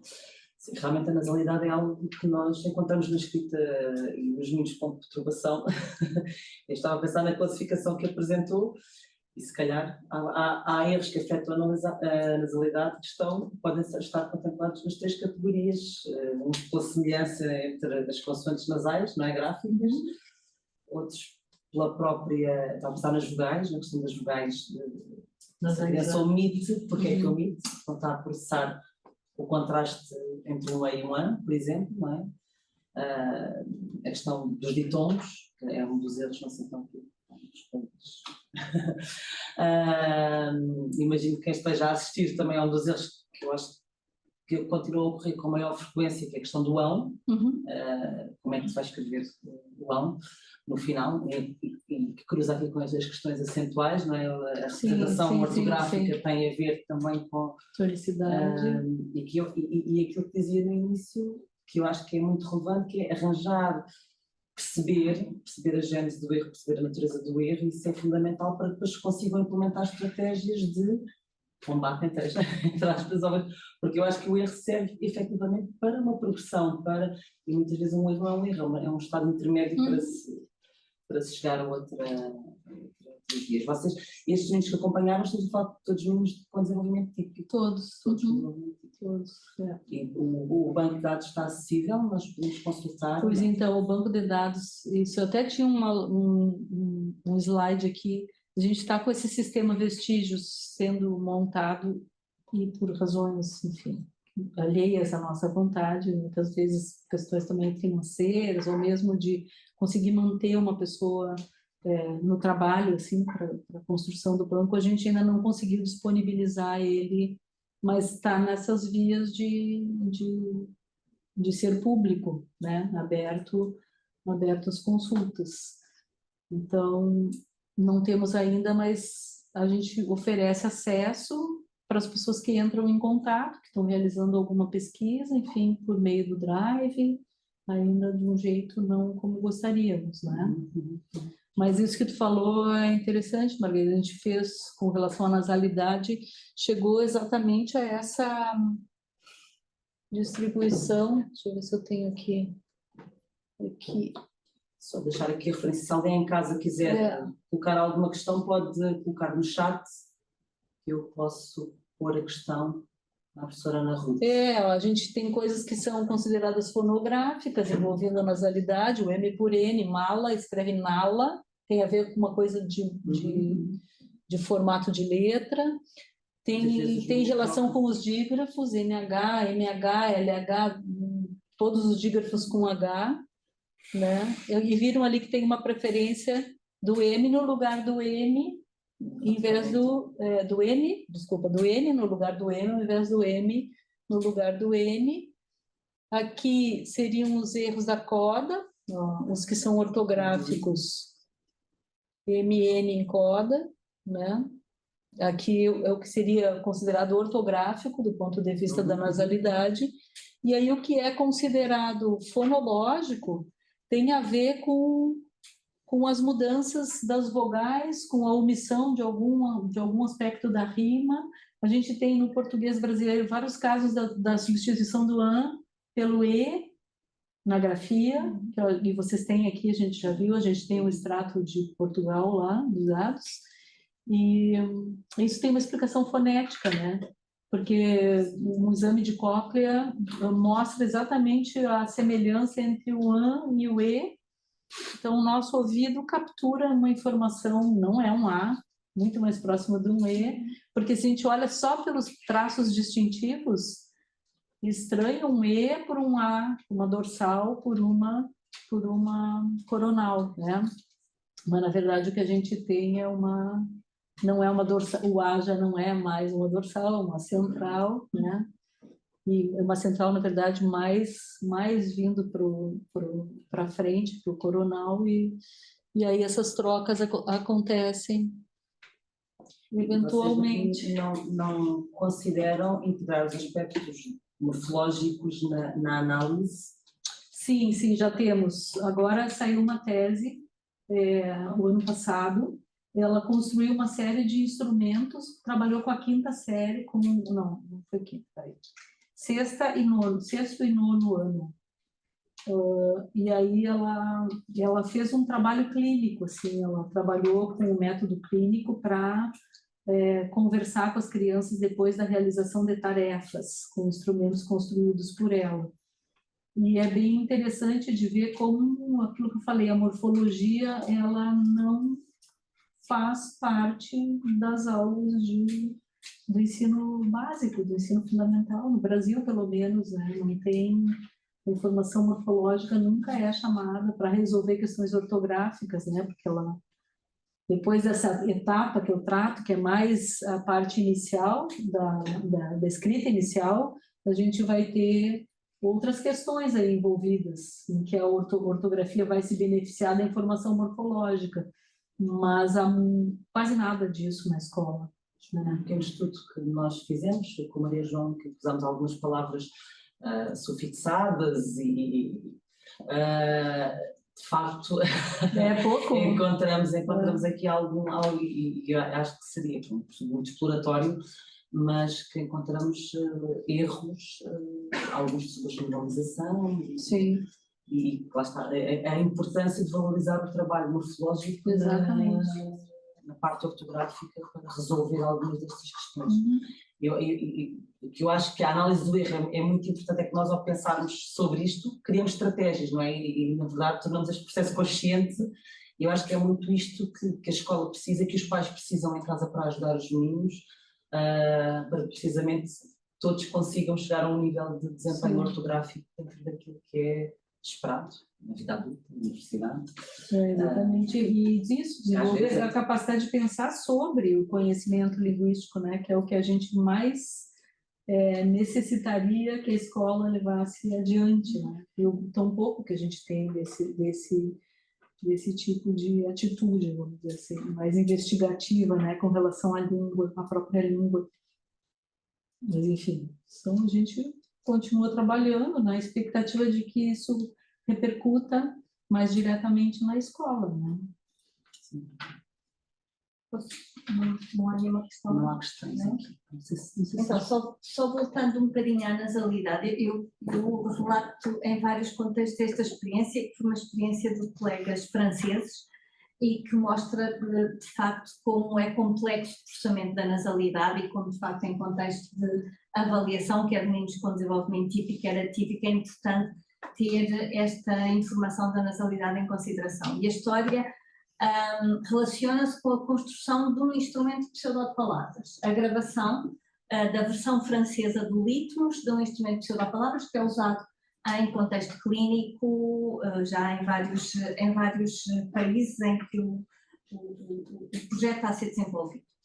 E como a terapia da fala naquela universidade em Tours é feita na Faculdade de Medicina e o projeto estava a ser desenvolvido com a formação de terapeutas da fala e com os colegas da Faculdade de Medicina, usaram uma terapeuta da fala para fazer as gravações das pseudopalavras, não é? Que iam depois ser usadas no instrumento. Quando se passava o instrumento, o menino tem que repetir a pseudopalavra que houve naquele instrumento que tem um robôzinho, não é? E o robô, os meninos têm que replicar a palavra daquela língua estranha que o extraterrestre, que o extraterrestre fala. Construíram um instrumento e quando foram fazer as primeiras recolhas e começaram a avaliar e a fazer a transcrição fonética de que os meninos, neste caso eram meninos com desenvolvimento atípico, não sei exatamente que diagnósticos, todas as produções dos meninos, ou a maior parte das produções dos meninos, as vogais eram vogais nasais. Quando o instrumento não tem sequer vogais nasais, o instrumento só tem vogais orais, não é? E de repente os investigadores ficaram todos, o que é que está a acontecer aqui? Então foram fazer uma coisa que nós agora fizemos para a versão do português, que foi fazer a análise acústica das gravações que tinham sido feitas para construir o instrumento. E, na verdade, aquela terapeuta da fala, veio saber depois, tinha uma ligeira fuga de ar na zona da parede rinoffaríngea. Havia, mesmo quando ela produzia vogais orais, havia uma certa quantidade mínima, não é? Que passava para a cavidade nasal e não ficava só, portanto, ali o contacto da úvula com a parede rinoffaríngea estava comprometida. Nenhum adulto que ouvia aquelas palavras conseguia processar aquele nível mínimo de nasalidade que as crianças com desenvolvimento atípico processaram e, portanto, claro que foi preciso deitar abaixo as gravações todas e construir o instrumento todo de novo. Então, quando estamos a falar de nasalidade, temos, de facto, a complexidade, que é uma complexidade articulatória, não é? Portanto, pode haver muito comprometimento até por processos inflamatórios das vias superiores, não é? E a criança estar sistematicamente sujeita a produções que são produções do alvo com algum grau de nasalidade, cada vez mais com as alergias e coisas, não é? E nós adultos estamos a passar um modelo, digo eu que sou de linguística, se tiver a dizer algum disparate, vocês digam, está bem? Mas podemos estar a passar um input que é ligeiramente alterado do ponto de vista fonético, mas que nós, como falantes adultos, estamos a processar aquilo como vogais orais, mas na verdade elas estão a ser processadas como ligeiramente nasais. Depois temos toda a questão associada à representação da nasalidade na fonologia. Portanto, para fechar, a nasalidade é um assunto muito interessante para ser trabalhado nas várias perspectivas, desde o processamento, não é? Do ponto de vista auditivo, à produção e aos impactos que isso tem no input que nós estamos a fornecer à criança e que certamente vai ter impacto quer no processo de aquisição da língua, quer, e se calhar sobretudo, na questão da escrita, não é? Sim. O assunto da nasalidade é fascinante. Esse episódio é interessante, porque, na verdade, as crianças estão estudando pseudopalavras, né?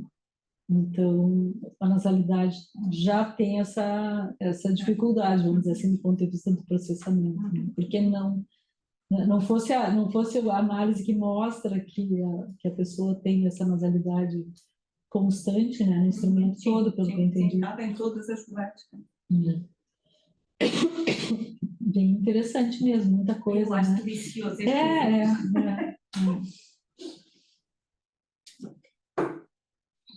Eu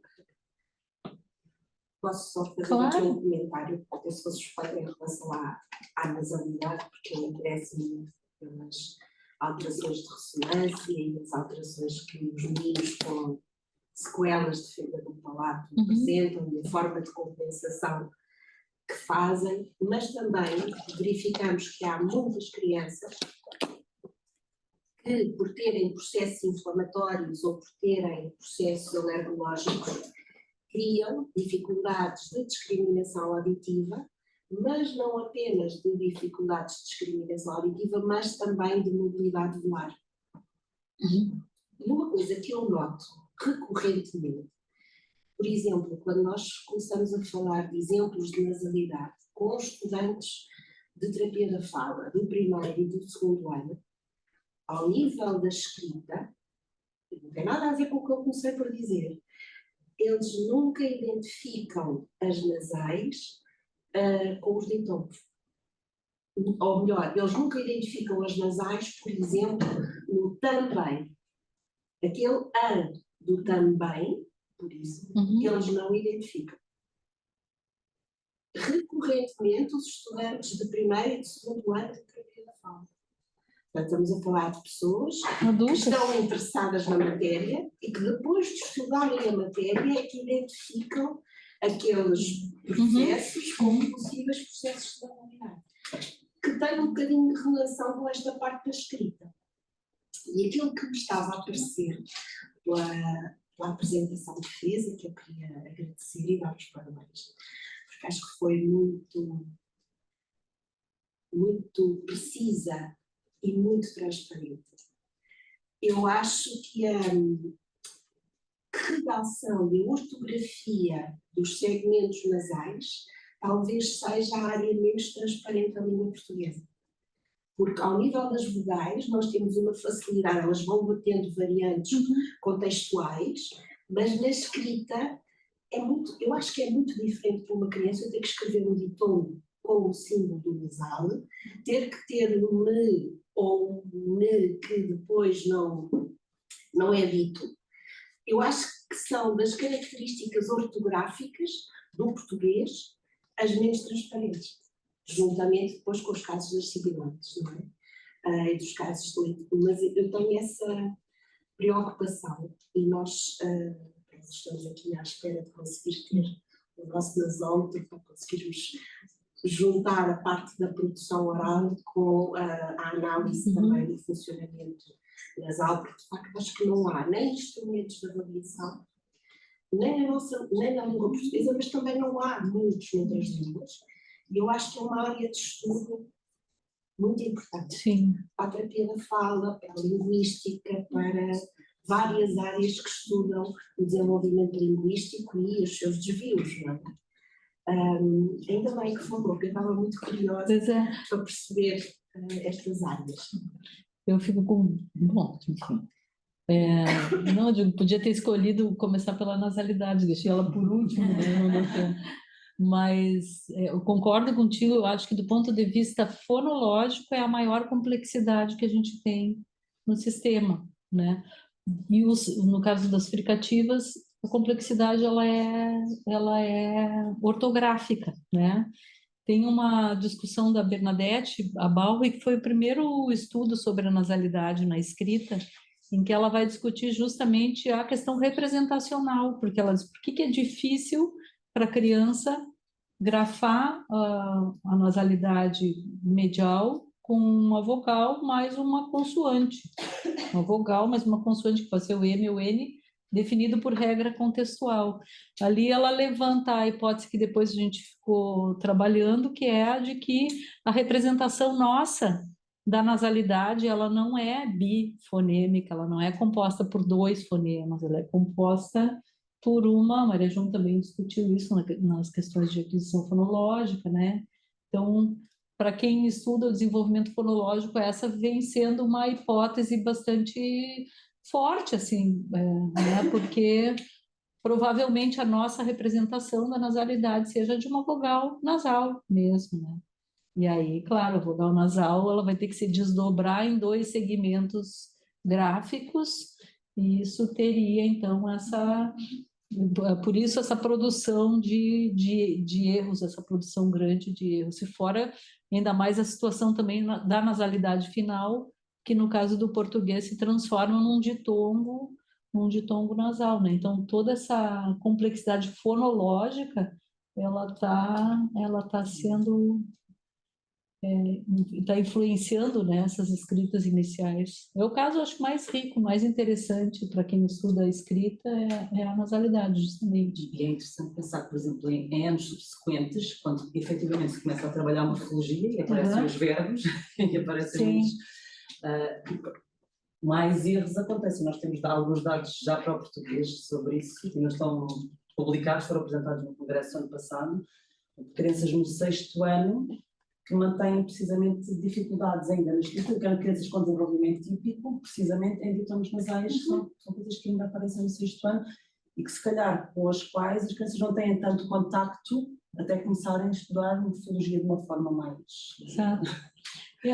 Não sei aqui qual é a realidade de vocês no PE, mas, por exemplo, para nós, o futuro do presente, ele praticamente, eles irão, eles farão, eles contarão, eles viverão, eles vão viver, eles vão contar, a gente usa uma locução e fica reservado à literatura a forma do futuro, né? Então, cada vez menos presente, né? E aí, como a escola também não privilegia a discussão sobre os aspectos morfológicos e tal, a referência que vai ficando é do on, a referência fonética do ditongo, que vai depois sendo utilizada na universidade. A gente tem estudos, por exemplo, de redações de vestibular em que esse erro aparece. Claro, não é uma coisa assim, como eu disse para vocês, nunca é uma quantidade absurda de dados, mas se ele aparece, né, porque ele indica algumas coisas que não estão sendo feitas, né? No caso, no trabalho do português na escola, né? Então, de novo, essa questão aí da morfologia que está sempre relegada a um outro plano aí qualquer, né? Então, não sei se há mais questões. Olha, eu quero aproveitar também para agradecer, porque acho muito interessante, apesar de ser um tema que nós todos já conhecemos bastante, mas acho que trouxe, acrescentou mais informação e eu gostei bastante. Eu fui aluna aqui da escola e há mais ou menos 18 anos terminei cá a minha tese de final de curso, que foi precisamente com uma tarefa de escrita por ditado de pseudopalavras, com estrutura de dissílabos, que foi aplicada, portanto, a crianças do 3º e do 4º ano de escolaridade, falantes de português, monolingue, e foi apresentada a mesma lista de pseudopalavras a bilíngues de alemão e português. E nós queríamos tentar perceber aqui se havia afinidades ou não, como é que as crianças portuguesas iam descrever estas pseudopalavras e as crianças bilíngues também. Portanto, houve uma gravação. Por acaso, agora estava aqui a pensar, nenhuma das pseudopalavras tinha nasalidade, daquilo que eu me lembro. Todas tinham apenas, não havia nenhuma com esse traço. Não sei se por algum motivo também da língua alemã, não sei. Elas foram escolhidas especificamente pela frequência também dos fonemas, tanto no alemão como no português. E o tipo de erro que nós escolhemos na altura não se usa muito e já é antigo, mas é uma proposta da Dorothy Bishop, em que nós classificámos os erros como, portanto, quando havia a falha relativamente à palavra-alvo, ou pseudo-palavra-alvo, o erro poderia ser fonologicamente aceitável e ortograficamente aceitável, portanto, respeitando a regra da língua.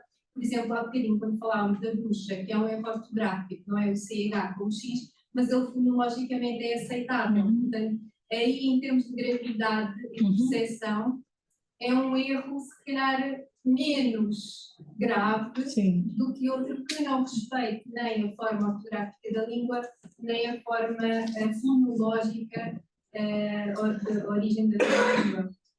Não é habitualmente uma classificação que nós usamos, porque aquilo é uma dupla entrada, portanto vai haver o ortograficamente inaceitável e fonologicamente inaceitável, e as outras combinações também, portanto, ortograficamente inaceitável, mas fonologicamente aceitável, e por aí adiante. Não é uma classificação que se usa muito, mas eu acho que nós, aqui pelo menos no serviço, também nos baseamos mais no caráter fonológico ou no caráter ortográfico, ou neste caráter mais perceptivo ou visual, como apresentou aqui.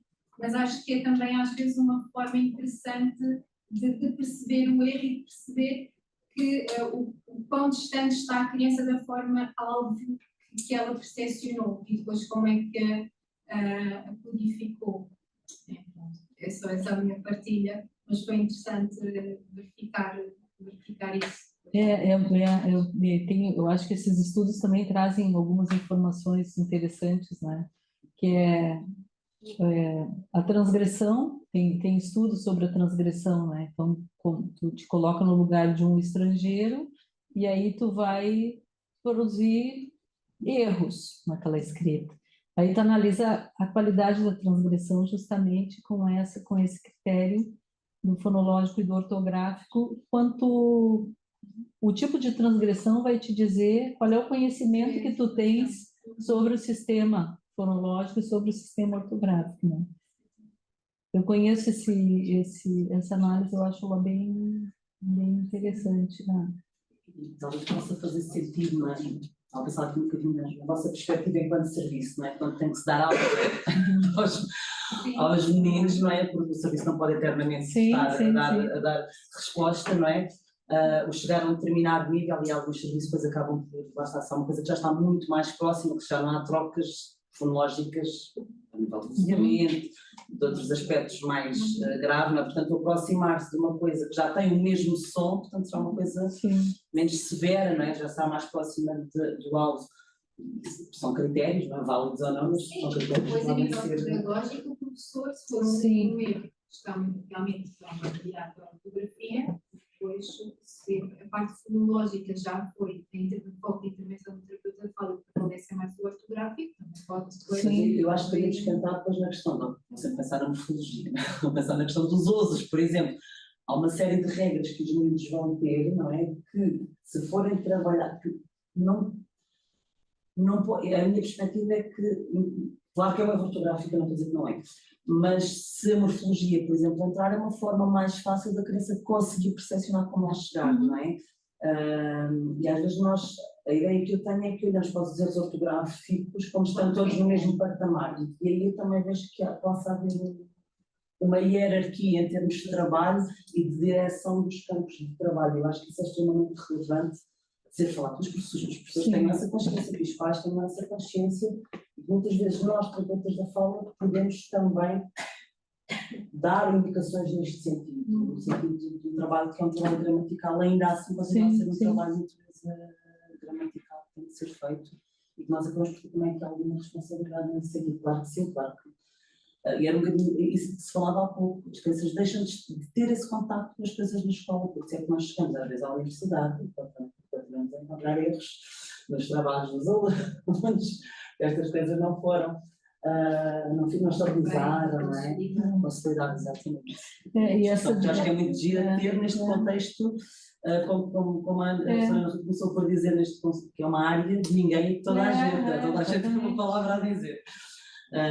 E de facto acho que é muito interessante este debate entre a linguística, a educação, a clínica e a ver este. Na formação a gente tem casos que vão ao encontro dessa tua referência, um estudo com professoras alfabetizadoras, para pensar assim, como que ela interpreta o erro, todos são erros simplesmente, ou é um erro que me dá um indício daquilo que eu tenho que trabalhar, né? Então a gente apresentava o a seguir, o de repente, a seguir e de repente escrito junto, com 2 S's ou com um S, ou com um R ou com 2 R's junto, e o escrito separado.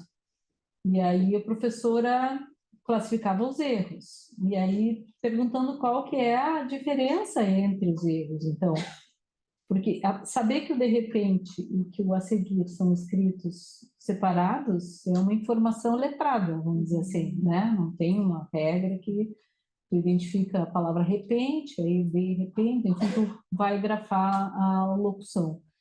Mas o de repente com um R e o de repente com 2 R's, eles não são o mesmo erro. Eles são erros que te dizem coisas diferentes sobre o conhecimento ortográfico, né?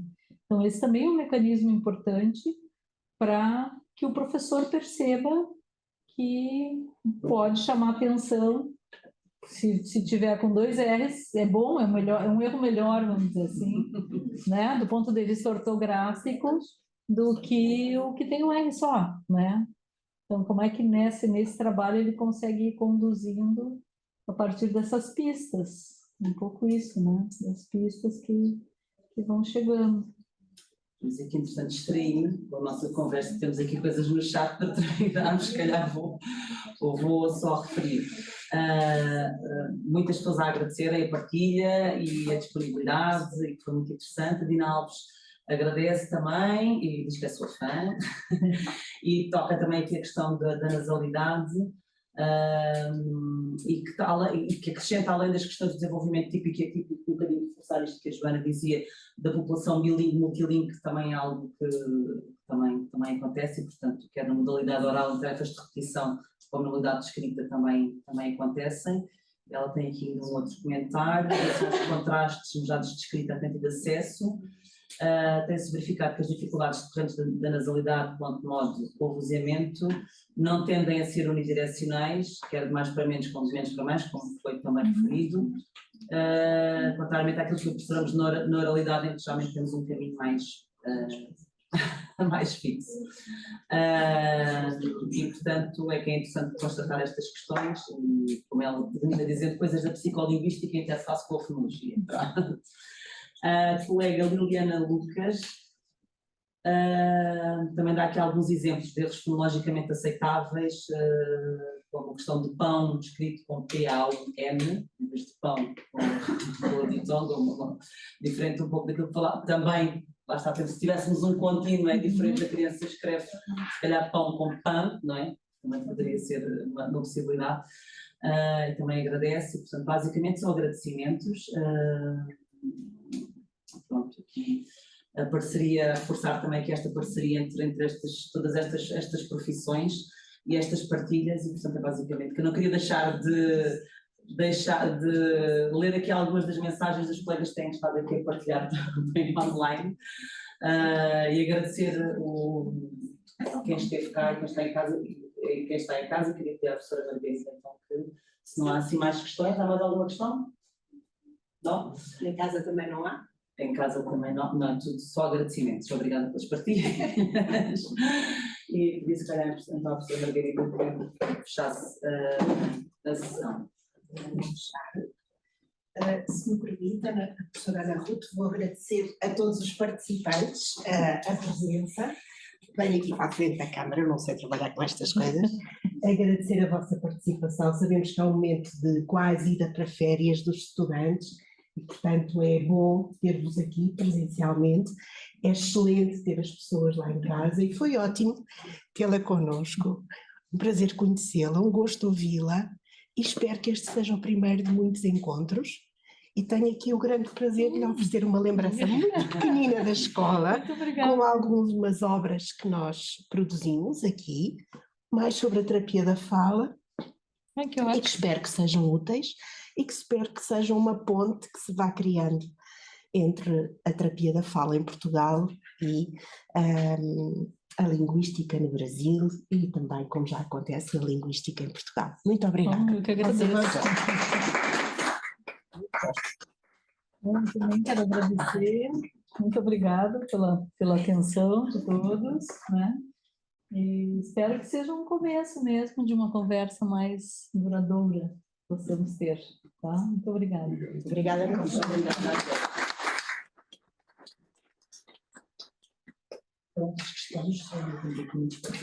E agora podemos ir para a praia. Estamos aqui a praia a olhar para nós. Obrigada a todos, vamos encerrar a sessão e... Até à próxima. Até à próxima. É estranho falar para a câmara.